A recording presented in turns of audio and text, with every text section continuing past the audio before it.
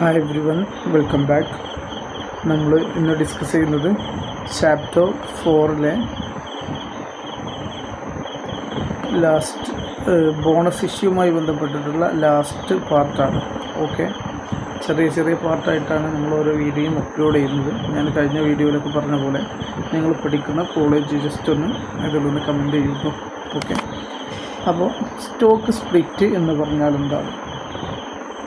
Stock split എന്ന് പറഞ്ഞു കഴിഞ്ഞാൽ സാധാരണഗതിയിൽ ചില കമ്പനികളുടെ മാർക്കറ്റ് വാല്യൂ ഒക്കെ പ്രൈസ് കൂടുതൽ ഹൈ ആയി നിൽക്കുന്നുണ്ടാവും. അപ്പോൾ ആ പ്രൈസ് ചുരുക്കാൻ വേണ്ടിയിട്ട്, കുറക്കാൻ വേണ്ടിയിട്ട് കമ്പനി ഷെയറിനെ സ്പ്ലിറ്റ് ആക്കുന്നതിനെയാണ് നമ്മളെന്ത് പറയുന്നത്? സ്റ്റോക്ക് സ്പ്ലിറ്റ് എന്ന് പറയുന്നത്. ഉദാഹരണം, 1000 രൂപ വാല്യൂ ഉള്ള ഒരു ഷെയറിനെ നമ്മൾ 100 രൂപ വാല്യൂ ഉള്ള 10 ഷെയറാക്കി മാറ്റുകയാണ്. അപ്പോൾ എന്താ ചെയ്യുക? 1000 രൂപ വാല്യൂ ഉള്ള 1000 രൂപ വാല്യൂ ഉള്ള ഷെയറിനെ 100 രൂപയുടെ ആക്കുമ്പോൾ 10 ഷെയറായി മാറും.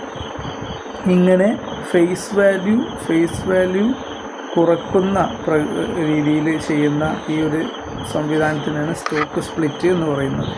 ഫേസ് വാല്യൂ കുറക്കുകയാണ് ഇവിടെ ചെയ്യുന്നത് കേട്ടോ. ഓക്കെ, അപ്പോൾ ഇവിടെ നമ്പർ ഓഫ് ഷെയർ ഇൻക്രീസ് ആവും. ശ്രദ്ധിക്കുക, നമ്പർ ഓഫ് ഷെയർസ് ഇൻക്രീസ് ആവും. സ്വാഭാവികമാണ്.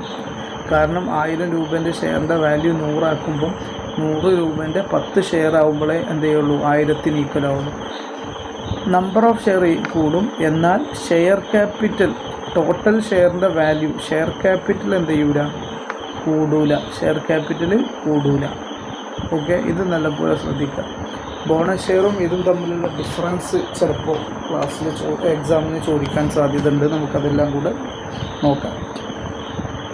സ്റ്റോക്ക് സ്പ്ലിറ്റ് ഈസ് ദ ഒരു പ്രോസസ്സാണ് ഓഫ് റെഡ്യൂസിങ് ഫേസ് വാല്യൂ എന്ത് ചെയ്യാണ്? റെഡ്യൂസ് ചെയ്യാണ് അല്ലേ?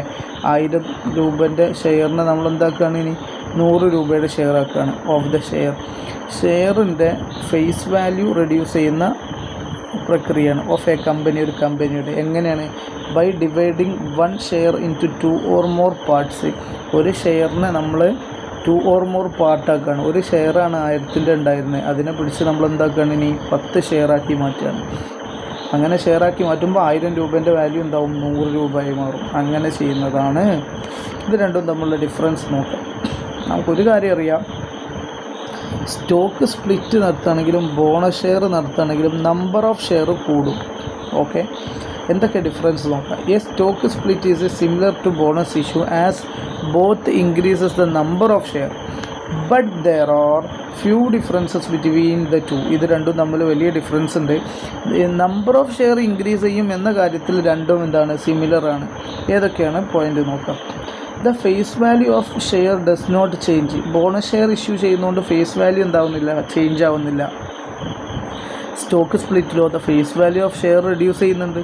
ഓക്കെ, ബോണസ് ഇഷ്യൂ ചെയ്യുമ്പോൾ നമുക്കറിയാം റിസർവുകളൊക്കെ റെഡ്യൂസ് ചെയ്യും. പക്ഷേ ഇവിടെ സ്റ്റോക്ക് സ്പ്ലിറ്റിൽ റിസർവുകൾ റിമെയിൻസ് ആസ് ബിഫോർ. നേരത്തെ എന്താണുള്ളത് അതുപോലെ.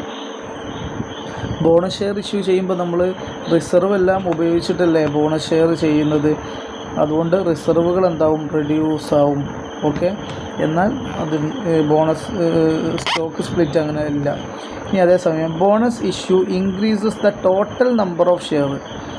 Total number of share increase ആവും ആൻഡ് പെയ്ഡ് അപ്പ് ക്യാപിറ്റൽ. അപ്പോൾ ടോട്ടൽ നമ്പർ ഓഫ് ഷെയറും ഇൻക്രീസ് ആവും, പെയ്ഡ് അപ്പ് ക്യാപിറ്റൽ ഇൻക്രീസ് ആവും. എവിടെ? ബോണസ് ഷെയറിൽ. എന്നാൽ സ്റ്റോക്ക് സ്പ്ലിറ്റിൽ paid up capital does not change. Paid up capital എന്ത് ചെയ്യില്ല? ചേഞ്ച് ആവില്ല. Okay, number of share increase ആവും, എന്നാൽ പെയ്ഡ് അപ്പ് ക്യാപിറ്റൽ ഒന്നും സംഭവിക്കില്ല. The bonus share are issued when the company has large accumulated reserve ഉണ്ടാകുമ്പോഴാണ് bonus share issue ചെയ്യുക. എന്നാൽ സ്പ്ലിറ്റ് എപ്പോഴാണ് ചെയ്യുക? ഷെയറിൻ്റെ വാല്യൂ ഹൈ പ്രൈസാണ് സമയത്താണ് അത് ചെയ്യുക. ഇത്രയൊക്കെ പറയാനുള്ളൂ. വളരെ ഇമ്പോർട്ടൻ്റ് ആയിട്ടുള്ള ഒരു ഏരിയയാണ്. പ്രത്യേകിച്ച് സ്റ്റോക്ക് സ്പ്ലിറ്റ് എന്താണെന്ന് എക്സാമിന് 3 മാർക്കിൻ്റെ ഏരിയയിൽ ചോദിക്കാം. ഓക്കെ.